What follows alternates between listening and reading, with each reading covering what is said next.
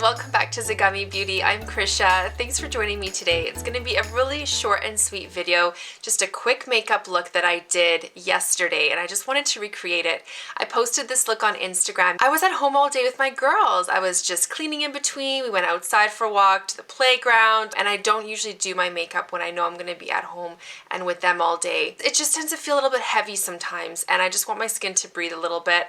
And of course I kind of regret it by the end of the day because I feel like, oh, it's just so nice to wear a little bit of makeup, just to look that little extra bit more put together. I personally don't think it's necessary, of course. I think we're all beautiful the way we are.